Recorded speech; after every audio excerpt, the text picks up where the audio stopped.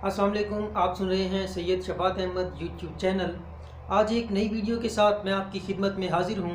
सबसे पहले मैं उन तमाम हजरात का शुक्रिया अदा करना चाहता हूँ जिन्होंने इस चैनल को सब्सक्राइब किया, और अपने तमाम दोस्त अहबाब का भी और अपने तमाम स्टूडेंट्स का भी शुक्रिया अदा करता हूँ जिन्होंने इस चैनल को सब्सक्राइब किया और वीडियोज़ को देखते हैं, लाइक करते हैं, शेयर करते हैं। आइए आज के टॉपिक की तरफ चलते हैं। आप लोगों ने अक्सर एक सवाल सुना होगा कि पाकिस्तान के पास जो एटम बम है इसका क्या फ़ायदा है। अब इस फ़ायदे को समझने के लिए आपको एक बात को समझना बहुत ज़रूरी है। वो बात हम कहानी में करते हैं। कहानी में आपको टोटल क्लियर हो जाएगा कि एटम बम का क्या फ़ायदा है। आइए उस कहानी की तरफ चलते हैं। कहानी ऐसी है कि एक गांव में एक चौधरी साहब रहते हैं। चौधरी साहब एक बहुत ही मगरूर किस्म के इंसान हैं, अपने आप का एक बहुत ही रोब रखते हैं और वो समझते हैं कि पूरे गांव में उन जैसा कोई शख्स नहीं है। उनकी रूटीन ये है कि वो बेहतरीन लिबास पहनते हैं और जेब में एक रुमाल रखते हैं लाल कलर का। आधा रुमाल बाहर रखते हैं और आधा जेब के अंदर रखते हैं। होता ऐसे है कि उस गांव से एक लड़का बाहर शहर पढ़ने चला जाता है, गरीब किसान का लड़का। अब जब वो किसान का बच्चा पढ़कर गांव में वापस आता है तो सुलझ जाता है। उसको पहनने का, उठने का, बैठने का, बात करने का सलीका आ जाता है। अब वो जवान बेहतरीन लिबास पहनता है और साथ ही जेब में एक रुमाल भी रख लेता है। कुदरती तौर पर वो रुमाल भी लाल कलर का ही होता है। कुछ रुमाल का हिस्सा बाहर निकाल लेता है।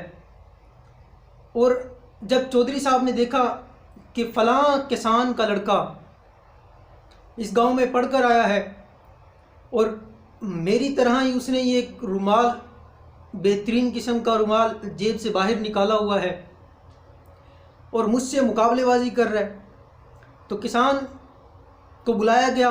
चौधरी साहब ने कहा कि जी, आपका बेटा आज के बाद जेब से रुमाल बाहर नहीं निकालेगा। किसान ने माजरत की, गया, बेटे को समझाया। बेटा जवान था, जवान खून, बड़ी मुश्किल से समझाया, बच्चा समझ गया। तो हुआ कुछ ऐसे कि कुछ दिनों बाद किसान और बेटा दोनों जा रहे थे कि सामने से चौधरी साहब आए। किसान ने सलाम किया चौधरी साहब को और बातों में मशगूल हो गए। इतने में जो जवान था उसने जेब में हाथ डाला और जेब को टिटोलना शुरू कर दिया। जब जेब को टिटोलना शुरू किया, जेब में हाथ डाला हुआ था, तो जो चौधरी साहब थे उनकी नज़र सीधी उस जवान की तरफ गई और देखा कि जवान जेब में हाथ डाल रहा है और टटोल रहा है जैसे कि अभी रुमाल बाहर निकालेगा। चौधरी साहब को बड़ा गुस्सा आया। चौधरी साहब ने कहा किसान को कि इसकी जेब में रुमाल है, इसको को रुमाल बाहर निकाले। रुमाल बाहर निकाला तो किसान की अच्छी खासी चौधरी साहब ने की कि मैंने आपको समझाया था कि इसके पास रुमाल नहीं होना चाहिए। तो किसान ने माजरत की, कहा कि जनाब आपने कहा था कि इसकी जेब से रुमाल बाहर ना निकले, तो मैं माजरत खा हूँ, आज के बाद रुमाल नहीं मिलेगा आपको। किसान साहब चले गए। कुछ दिनों बाद मुलाकात हुई। किसान का बेटा किसान के साथ जा ही रहा था कि सामने से अचानक चौधरी साहब आ गए। अब जब किसान के बेटे ने चौधरी साहब को देखा, फिर जेब में हाथ डाल लिया। चौधरी साहब की नज़र सीधी किसान के बेटे की तरफ। अब जब किसान के बेटे ने, जवान ने हाथ जेब में डाला, जेब को टटोलना शुरू किया, चौधरी साहब को बड़ा गुस्सा आया। चौधरी साहब गुस्से से लाल पीले हो गए और गुस्से से उसको कहा कि जेब में से रुमाल बाहर निकालो। जवान ने जेब पकड़ी, बाहर निकाली, रुमाल तो नहीं था। तो किसान को बड़ा गुस्सा आया और शर्मशार भी हो गया कि ये क्या, इसके पास तो रुमाल ही नहीं है। तो होता कुछ ऐसे है कि चौधरी साहब चले जाते हैं और जब भी किसान का लड़का चौधरी साहब को देखता है, जब कभी देखता है तो जेब में बस हाथ डालता है और टटोलता है। चौधरी साहब नज़रें नीची करते हैं और साइड पर चले जाते हैं, उस जवान का मुकाबला नहीं करते, उस जवान को फिर बुलाते भी नहीं हैं। जब जवान को देखते हैं, जवान चौधरी साहब को देखता है, जवान की जेब में हाथ, चौधरी साहब की नज़रें नीची, चौधरी साहब साइड पर, जवान ठाट बाट आराम से गुजर जाता है। तो ऐसा है कि पाकिस्तान के पास एटम बम है। जो दूसरी कुव्वतें हैं, अमेरिका, इंडिया या जो भी इसराइल, जितनी भी कुव्वतें हैं, पाकिस्तान को हर लिहाज से नीचे करना चाहती हैं, पाकिस्तान का इमेज डाउन करना चाहती हैं, पाकिस्तान को तबाह करना चाहती हैं। लेकिन पाकिस्तान क्या करता है? जेब में हाथ डालता है, मिसाइल, एटम बम को सिर्फ क्या करता है? शो करता है कि भाई हमारे पास एटम बम है। तो जो बाकी कुव्वतें हैं वो आराम से नज़रें नीचे कर लेती हैं और साइड पर हो जाती हैं।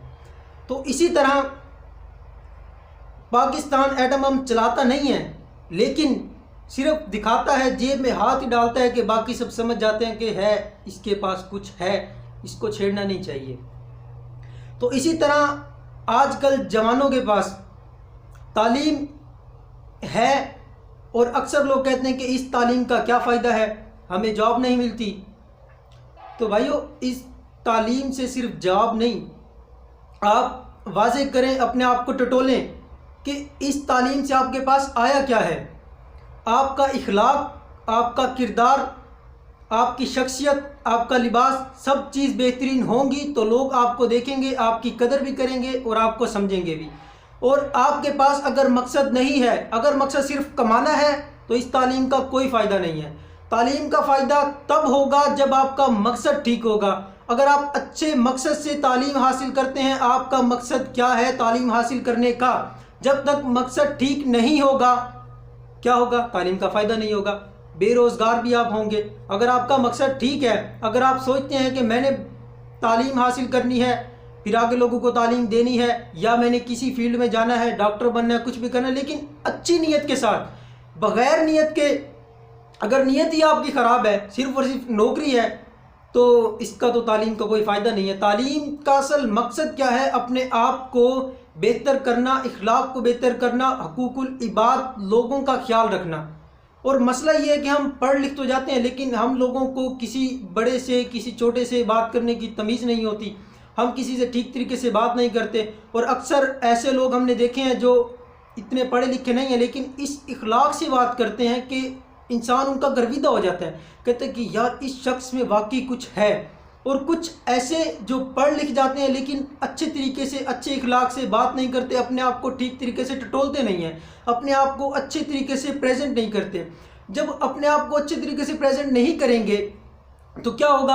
आपका इमेज डाउन होगा। आप किसी से बात करेंगे तो वो ऑटोमेटिकली समझ जाएगा कि इसके पास तालीम है, लेकिन लगता नहीं है इसने तालीम किसी अच्छे मकसद के लिए हासिल की है। तो आप सबसे, स्टूडेंट से और जितने भी लोग सुन रहे हैं, आप सबसे गुजारिश है कि तालीम हासिल की जाए सिर्फ़ और सिर्फ एक ख़ास मकसद के लिए, अपने आप को बेहतर करने के लिए। और जब तक कि आपके पास मकसद नहीं होगा, उस तालीम का कोई फ़ायदा नहीं होगा। आप सबसे गुजारिश है कि इस चैनल को सब्सक्राइब कर लें और इस वीडियो को लाइक और शेयर ज़रूर कीजिएगा अगर आपको पसंद आई हो। Thank you. अल्लाह हाफिज़।